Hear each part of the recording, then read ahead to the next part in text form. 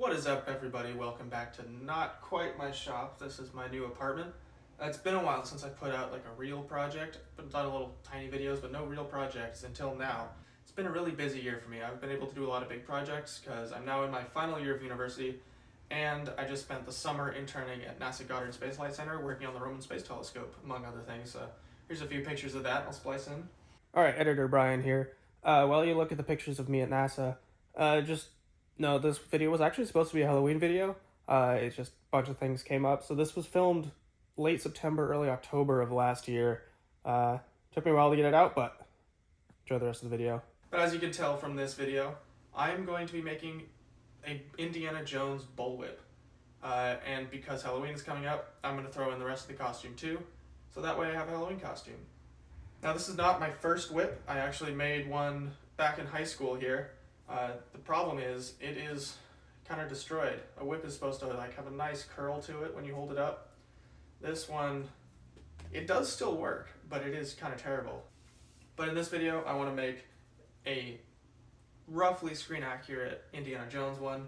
Maybe someday I'll have another video doing an actual kangaroo hide bullwhip, but that'll be for another time. So for this whip, I have got 1,000 feet of brown cordless paracord that I'm going to use to braid this 12-foot 3 belly 20 plat bullwhip. Should be a lot of fun. Well, I've only got 2 weeks till this needs to be done for the first Halloween party of the season. So let's get to it. Alright, so the materials going into this whip, we've got the paracord, which is going to be most of the braiding. I've got a steel rod, 1/4-inch steel rod that's going to be the handle. And then I've got a mixture of hockey tape and electrical tape that'll provide stability, black artificial sinew, which will provide more stability, and the core will have these BBs in it to add a little extra weight. So both this whip and the one I made previously, I learned everything about how to do it from Nick's Whip Shop, so I will link his videos in the description. So if you ever want to make a whip yourself, don't follow this video, go follow him. Still watch my video because it's going to be cool. I might put my own twist on a few things, but go to Nick's Whip Shop. He's the guy who, he has full-length tutorials on how to make all kinds of whips. But the first thing I gotta do is cut off about 2 feet of this paracord to be the inner core of this whip. The first about 18 inches are going to be full of BBs to add weight, and then it's going to be literally put onto this metal rod. And as you can see, I have tapered it just because it didn't fit. So I tapered it so that I can kind of get it to squeeze on there. Alright, so I've now measured and tied off a little section here. So this is going to be going towards the tip of the whip, a little bit of extra material for the first belly to braid over, and then this whole section here is about 18 inches plus a little bit to go over the handle, is going to be completely full of these BBs. These BBs are just to add weight, to add more momentum into the system, which makes it a little easier to crack, or so I've been told. Alright, so I've now got 18 inches of BBs inside the paracord. Got my rod, and I'm just going to thread this on, get it on as far as I can, and then I'll get push the BBs in so that they are contacting the handle. To clean up this fray, I'm just going to hit it using my little cocktail torch here. And then once this cools, I'm going to go in with some electrical tape, wrap just there, back the BBs in, and then I'm going to coat this entire thing in electrical tape. Got the tape on, BBs to the end of the rod, 18 inches of BBs, tied off at the end. So now I'm just going to coat this entire thing from handle all the way to the end of the BBs in electrical tape to really tie it in and protect it from moisture. I've now taped this entire thing down to the end of the BBs. Now I'm going to go in with the artificial sinew and wrap over the top of all of this, especially this transition here. You can really see that is a weak point. So I'm going to really stack up the artificial sinew here and then just wrap this entire thing.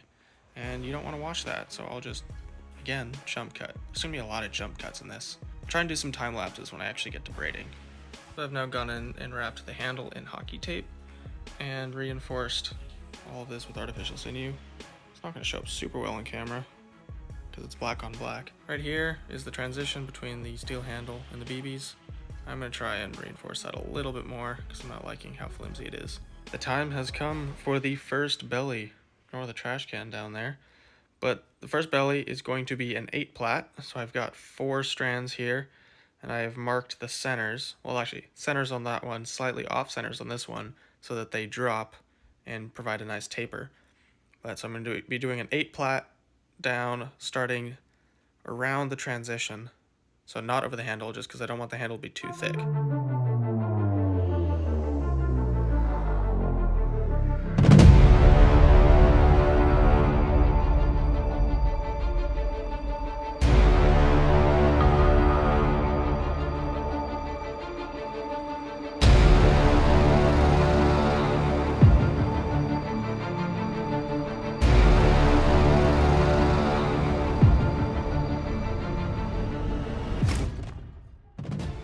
Now reached the end of my first belly here. So I'm going to come in with the artificial sinew and just kind of tie it off. I've got all these strands here and I'm just going to cut them to taper them. So I've now wrapped the end and I cut each piece so that it tapers a little bit at a time. So first piece, second piece, third piece, etc., if that makes sense. Wrapped it in the artificial sinew. So now I got to cut these pieces that I dropped. So what I'm going to do, use my dull ass scissors, then I come in with my torch, just hit it slightly, and then just going to use the side because it's hot, and just kind of squish it down like that. That is the first belly done. Alright, next thing, we go in with hockey tape, tape down about the first foot, and then just do a shit ton of lacing tape wrap. So again, let's just jump cut to that being done. There is the first belly done. So the steel handle is still only covered by hockey tape. First belly starts just above the transition. Transition is about here between the steel handle and the BBs. This area is wrapped in hockey tape and the artificial sinew. And then this area down here is just wrapped in the artificial sinew. I've also gone through and rolled this with a piece of wood.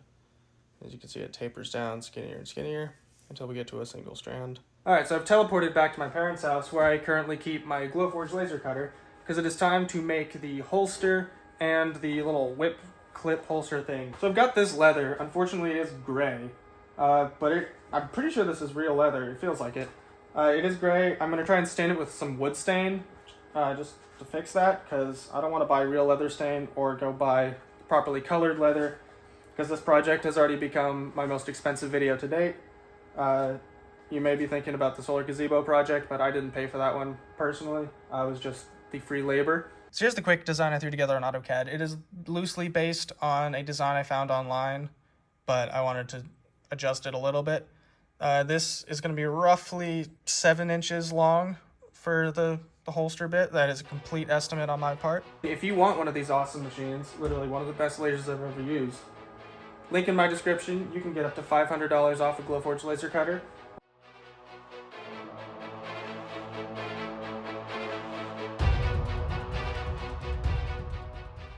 Alright, we got a weird camera angle here because I don't have my tripod. But I've got my pieces cut out. We've got the holster, we've got the little holster clip, we got the belt loop, and then this will be the whip holder. I'm going to be using this Mini Wax Red Oak, just what I had, and we're going to see what happens. I've never done this. I don't even know if people have done this. I'm sure someone's tried this before. But I'm just going to try and dye leather with wood stain and see how it goes. Honestly, it's not looking promising right now. The back end is taking a stain nicely. Front, not so much. This kind of looks terrible, to be honest.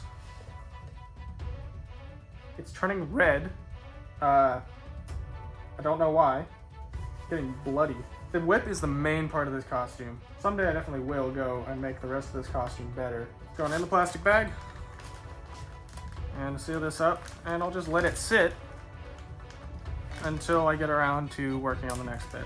Alright, it's time for the second belly. This one is going to be a 10 plat. So I've got 5 strands here, and I'm going to be starting it at the top. So this one is going to go down the whole handle and all the way down.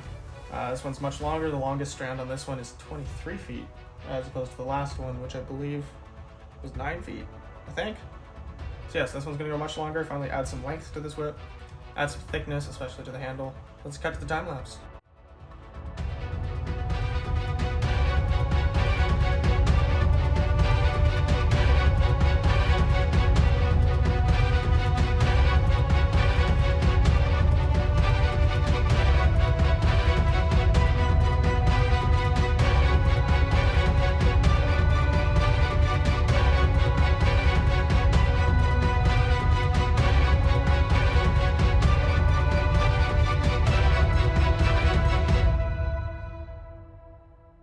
the second belly complete. So you can see I started with the herringbone, switched the 2/2, I forgot the name of that one, and then I switched to, this is just the handle. Right at the transition I switched to the over-under, so there's just a little bit here that has a little more surface area, so a little stronger. And back to the herringbone, continued around, is now a little longer. This thing's about 7 feet long, I think, at the moment. It is now once again time to cover up my nice braided material. I'm gonna go in with the hockey tape, wrap from just above the transition to, ignore all the stuff on the bottom. You can see there's the hat that I have to modify. With the fancy jump cut, got the handle here, got overwrap on the transition, we've got a mixture of hockey tape and artificial sinew all the way down and out to the tip. This thing's currently about 9 feet long. Time for the third belly. Third and second to last belly. But it's starting to really look like a whip now.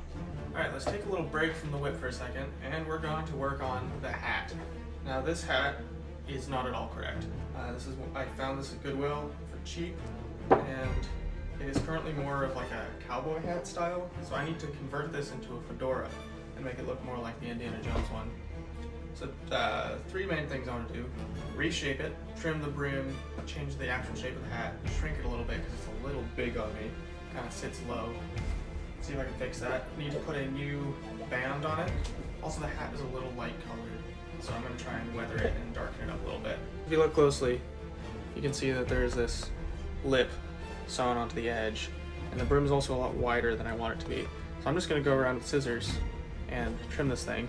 The actual ones in the movie were trimmed by hand anyway, so they're a little uneven in the movie, which is perfect for me. So I'm going to try and make it a little bit thinner on the sides and on the front and back, and then we're going to try and squish this in a little bit, pop that in a little bit. Even just roughly doing this, it's already kind of looking better, but I'm going to get my iron out and steam it. I hope this works. It's a technique that's supposed to be used for felt hats, and this is polyester. So we're going to see what happens. I can also hit it with a heat gun, see what happens. Honestly, I have no idea. All the reference videos I can find on reshaping hats are for felt hats, not for polyester hats, because who wants to reshape a polyester hat except me making a Halloween costume? While I've got my iron heating up, ignore the fact it's set on wool and I'm on polyester. Don't worry about it. But here's my hat. So first thing, I'm going to trim, about a little over 1/4 inch off the end. Basically just going to trim off this lip that they put on it. And it should make it look a little more Indiana Jonesy.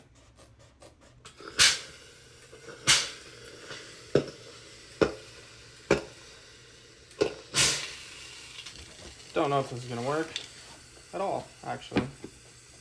But we're going to give it a shot.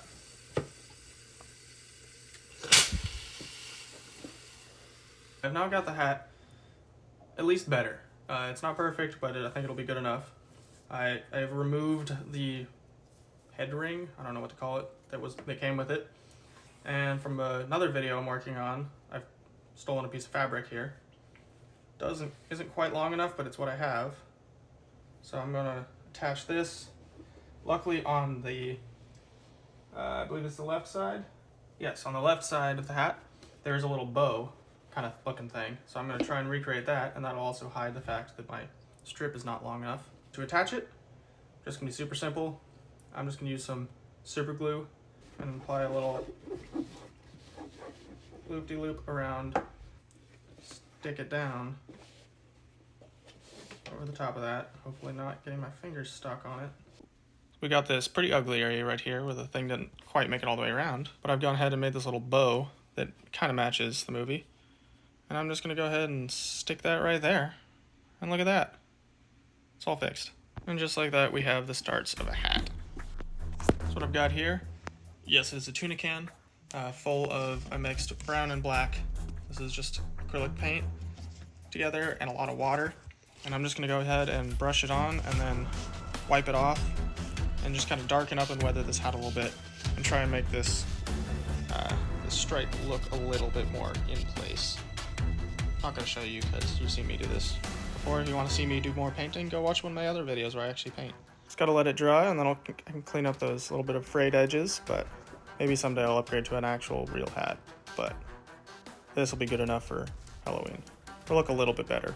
Some of these areas I still need to go and touch up. I have now cut the strands for the next belly. It is going to be a 12 plat. So 12 strands. This is going to be the last layer that is not seen. So this is my last chance that I have to mess up.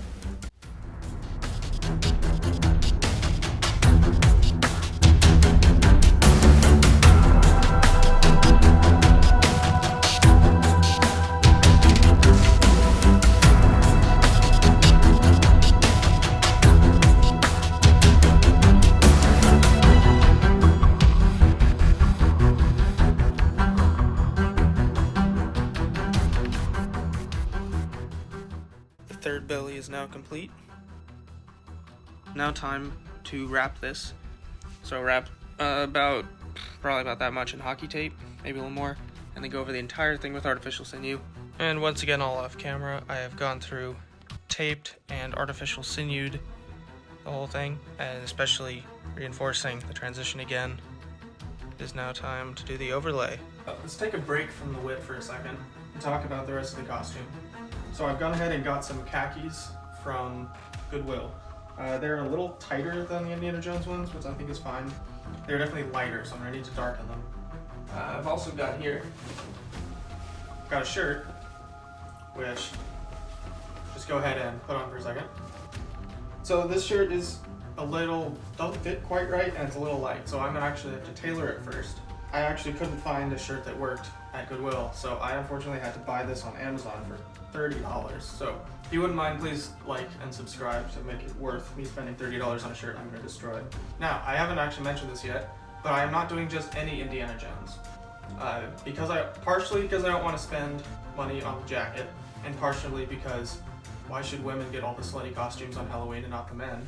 I'm going with this version of Indiana Jones, so I am literally going to be destroying this shirt for this costume. Completely removing one sleeve, slices in the back from sword cuts. But first things first, I need to tailor this because right now it's very baggy and unflattering. I'm also going to rip a hole or two in the pants, and then I think I'm actually going to tea dye these. Basically dye them in tea to weather them. And then probably just like go outside and rub them around in the dirt, make them look really bad, and then I'll start tearing them up. Alright, so actually I'm going to tear up the pants first, because to match the movie, really all I need to do is rip up the left knee. There's a big hole in the left knee. The rest of the pants seem to be fully intact. So I'm just going to find a spot here. And let's see. Let's go there. Going to make a small cut. And then I'm going to do the rest by tearing it, because we don't want this to make it to look intentional. And let's do some small cuts here. And we're just gonna really rip this thing up. Let's call that a successful hole. Alright, so I'm just getting ready to iron this before I take out about 2.5 inches from each side on the side seams. And while I was looking at this, I realized the two breast pockets, while it looks like they are buttoned, they are actually not. It is Velcro, which seems like a really strange decision. I feel like it would be cheaper to just sew the button on properly as opposed to do Velcro. While this does not matter at all, it's bothering me enough, I am actually going to be removing the Velcro, opening up the buttonhole that they already stitched there, and then just re-sewing that button right here. I won't show that, but just that's bothering me, so I'm gonna fix it. I've now marked out both sides. I'm taking 2.5 inches off each side, which seems like a lot. So I've also gone in and I'm taking a tapered bit off the sleeves. I don't believe I've actually shown this before, but yes, I do sew too. I've got too many tools and need more. But yeah, this is my sewing machine. Just gonna quickly zip through this line and then try it on and see what happens.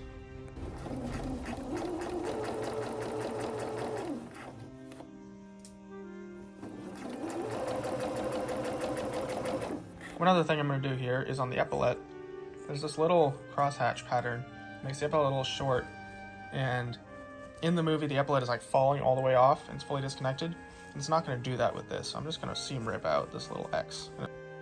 No one's ever going to notice this, but I have now removed the Velcro and turned this into an actual button pocket, because I am still baffled at why they would Velcro this. and put a fake button on it. So the shirt is now tailored, so it fits me a lot better now. It is a little bit tight. I could have probably let a little more room in, but I'm planning to wear it unbuttoned anyway. So now's the time to remove the right sleeve. Left sleeve will stay intact. Based on my reference picture, it is cut just after the seam here. So, make a little cut with scissors. And there we go. That is one sleeve removed.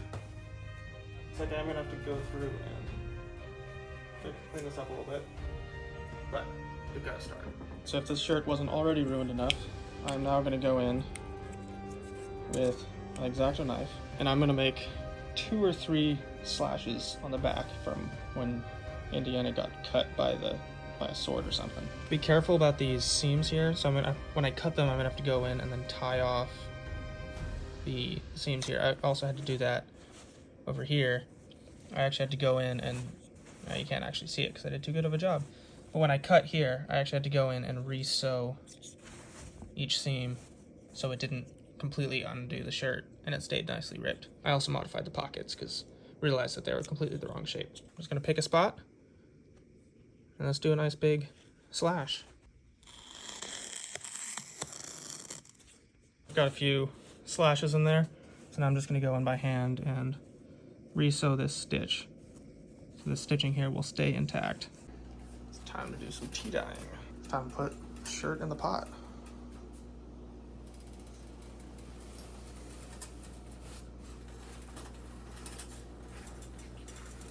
Alright, so the tea stain didn't really take to the pants or to the shirt, which I'm now realizing is because it's polyester, so I'm gonna have to try something else for the shirt.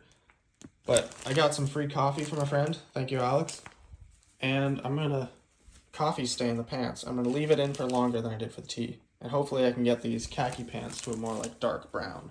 So really all I'm doing is I just dumped a ton of coffee into water and I'm heating it up on the stove, and this is actually the first time I've ever made coffee in my life, and I'm using it to put pants in it. Because not many people can say that was their first time making coffee. I have now got the pants in the coffee, just soaking, and hopefully these ones do work because they are mostly cotton. Ignore how messy my desk is. It's a mixture of this project, other current projects, and previous projects. Go check out the videos for those, they're pretty good. But it is now time to do the overlay. I've got a whole bunch of paracord already cut for my 20 strand overlay. So this one I'm going to start about here, not do the handle. I'll be doing the handle separately. And then this one will go all the way down and make the whip even longer. Oh, more project stuff down there. So we've got Brooklyn Nine-Nine up and ready, bunch of YouTube videos to watch, and let's get to some braiding.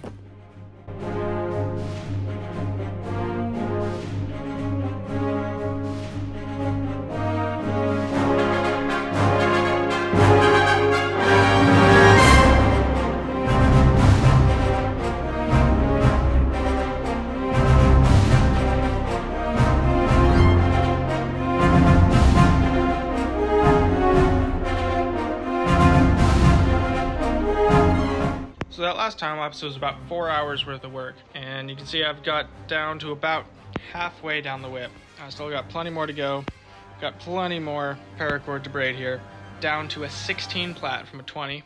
So I've now dropped 4 strands, and difference, the early ones you can see, I left the strands exposed and then I would cut them and burn them with the lighter. This time, instead of doing that, I'm actually laying them down inside and braiding over the top of them. It's a little harder to do, but it means that there isn't the exposed little bit of burnt nylon sticking out the top. So we're gonna go again. It is currently midnight, but it is time to braid a little bit. Just got back from a party, and we're gonna sit here and do some more braiding and watch TV. Should be a nice time.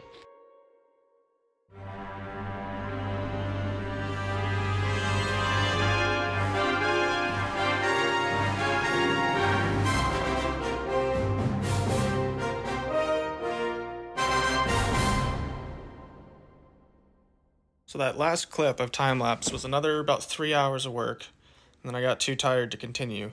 As you can see, we're still not done, but I'm going to take a little break and make the fall of the whip. The fall of the whip is what connects the braided portion to the cracker at the very end. So what I've got here is a roughly 3-foot piece of paracord. I'm gonna go ahead and cut this at an angle, then hit it with my torch, burn the end, and then I'm gonna roll the end. That's gonna allow me to do, so I've got this lacing needle here, and on the back, you probably won't be able to see it on camera, but there's tiny little threads in there. So I'm essentially just gonna screw the paracord onto the needle. And there we go, now we have a needle attached to my paracord. The main thing that makes a whip work is the tapering of the whip. So you put energy into the thick part at the end, that energy travels down the whip, and as the mass decreases, the velocity increases. That's how you can get a slow move with the hand converted into a supersonic travel at the end of the whip, which is what causes the crack. It's a little tiny sonic boom. So if this was a leather whip, the fall, I would just have a tapered piece of leather. Since I can't taper the paracord because it's just a continuous diameter, I'm actually going to feed some of the paracord into itself while also making a little loop. I'm just going to take this needle, poke it through the fibers, feed it into itself. This is just a second lacing needle I have, so you can see I've made a little loop here. This loop is what's going to attach it to the rest of the whip. This first bit has two pieces of paracord in it, so it's heavier and has more mass, and then the last bit is just one piece of paracord. So now all I'm going to do is pop this needle out. Here's my fall with my little loop on the end. So now let's go back to the time lapse, finish this braiding, and we can attach the fall.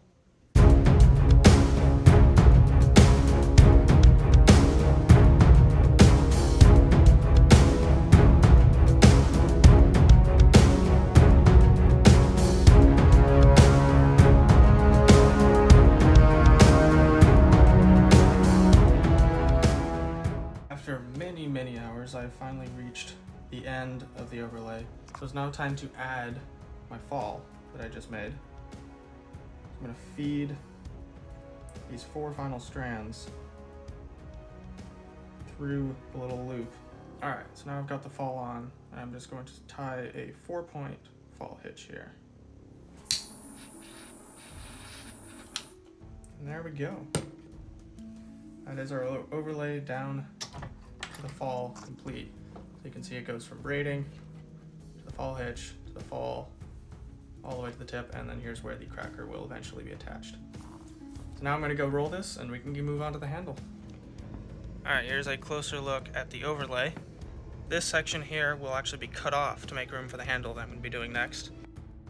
See, it looks pretty good all the way down. It is much longer now. Got it braided all the way down until the fall.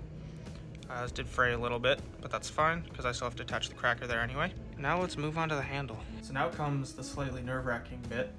I have marked here, this is about where the transition is from the steel rod to the beginning of the braiding. So we are just going to come in here and wrap this extremely tightly, because then I'm going to go through and I'm actually going to cut off all of this. Now's the nerve-wracking part. I'm going to start cutting these strands and cut off all of these individually. I have now trimmed everything back. I'm going to go ahead and remove the electrical tape.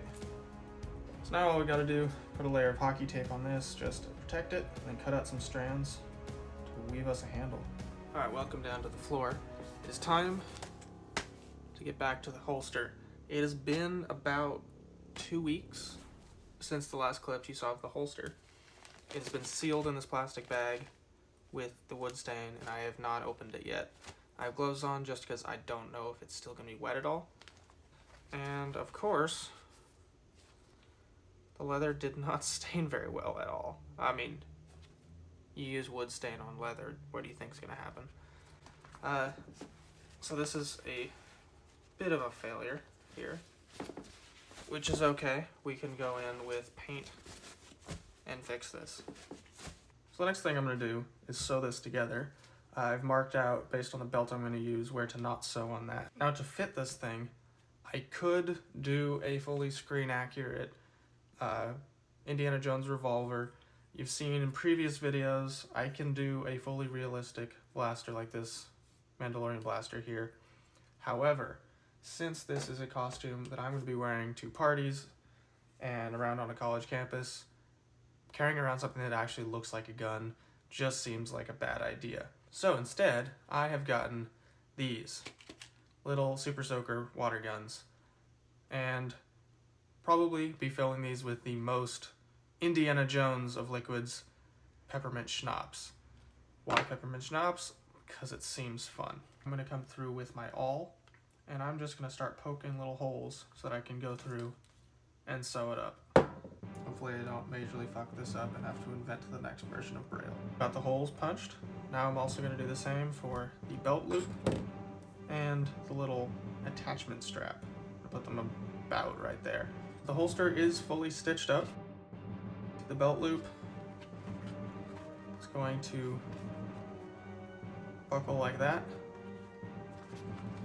And to demonstrate, little water gun, and it goes like that. Since it is still the wrong color, I'm going to attempt to paint it, and we're just going to see what happens.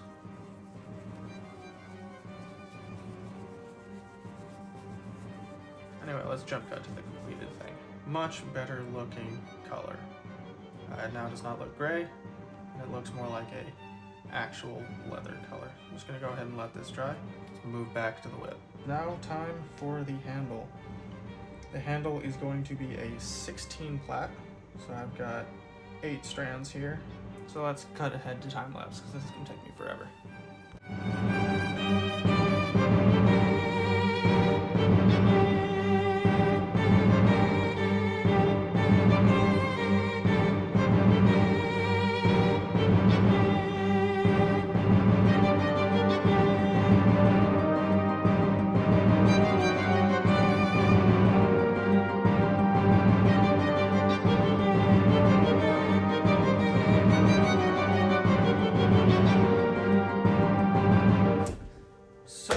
After like an hour of work, I've realized that I cut the strands too short. I need to continue this braid to about here, and you can pretty easily tell that I'm not gonna make it. So I have to completely undo this. But unfortunately for me, you guys get the luxury of just seeing it go from this too short, and just like that, I'm gonna have an extra 6 inches on each strand. I'm gonna keep braiding this until I pass this tape here. And just like that, I have now finished braiding the handle. Grab my trusty electrical tape. And now we're gonna go in with the artificial sinew again.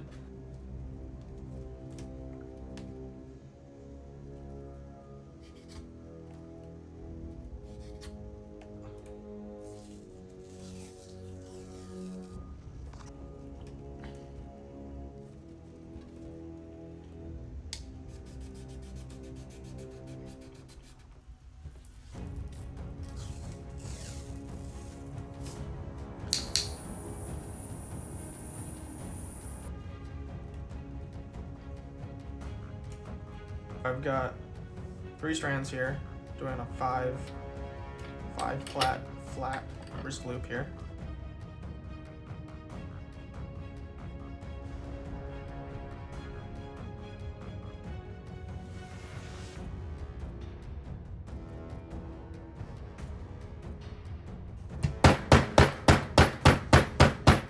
Alright, here's the underlay for my heel knot now. I basically just used hockey tape, built it up, made sure it was round, and then kind of sculpted it into the general shape I want, so that I can now go and tie the heel knot and whatever the transition knot's called. I'm blanking on the names right now. It is now ready to do the heel knot. I've tied the wrist loop just to keep it out of the way. Paracord with my lacing needle. I believe I cut like 10 feet, which I think is way more than I need. Got my tutorial. Got Loki season 2. Got a glass of whiskey. So we're just gonna sit here and attempt to tie this knot.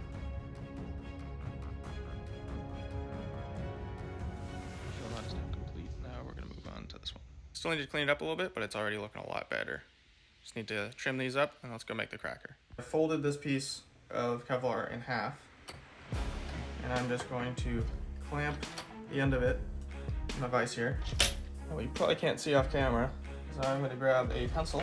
Nice UC Davis College of Engineering pencil. I'm just going to spin it. I'm going to hold this right at the end here. I'm just going to let go. That's going to twist this whole thing together nicely.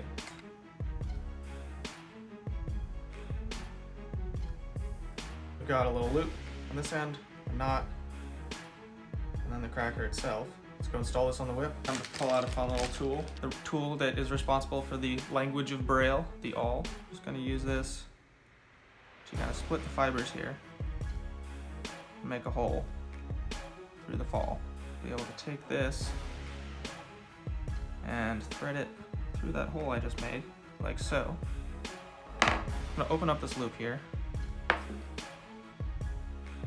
and we're gonna feed the cracker through the loop. And we're also gonna feed the fall through the loop too. Make sure this thing really stays on, because remember, this thing's going at least Mach 1 in less than a second, so this thing's seeing a lot of acceleration.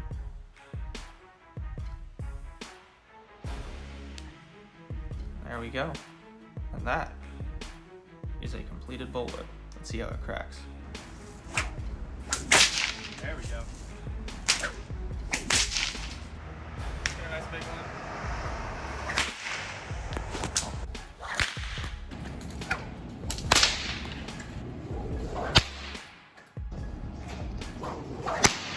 Jesus Christ. All right, I've got the pants on. They didn't quite coffee stain as well as I'd hoped, but I've started going through with paint. So I added some fake blood stains around where the knee is. And I'm probably gonna add some more browns, especially around the ankles. Just try and make them a little bit more beat up. Now with the shirt, I've also gone through, added blood stains on what I'm assuming are sword slashes in the back. Also some around the corners. I've just add little blood stains and then go through and add some more brown stains. I gotta get on this because first Halloween party is in an hour. I've also finished the holster. So right here I've 3D printed this little nub. I can just,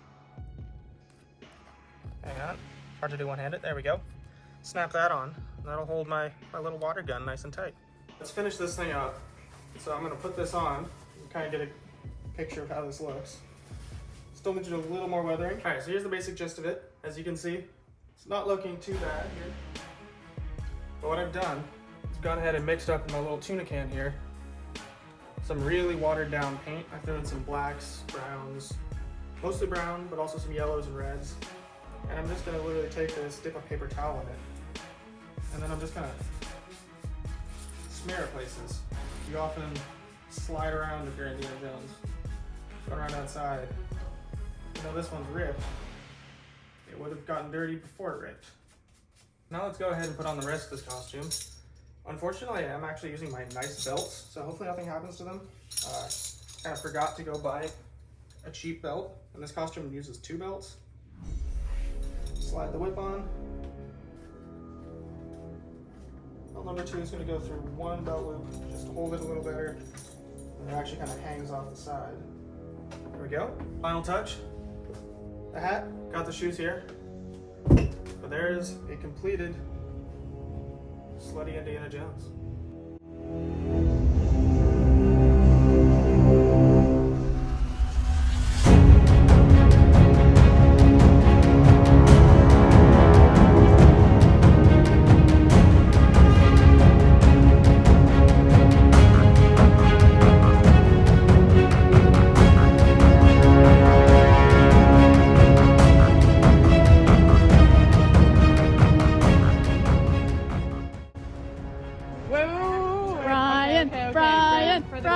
Brian!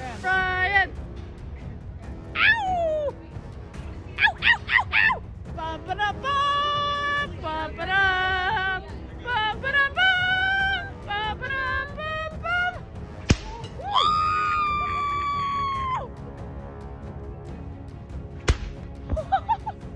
Alright, hope you enjoyed this video. This project was really fun to make. My next video should be coming much faster than this one did, so make sure you like, subscribe, and hit that notification bell. Tons of cool projects coming up. Anyway, hope you enjoyed. Thanks for watching, and I'll see you next time.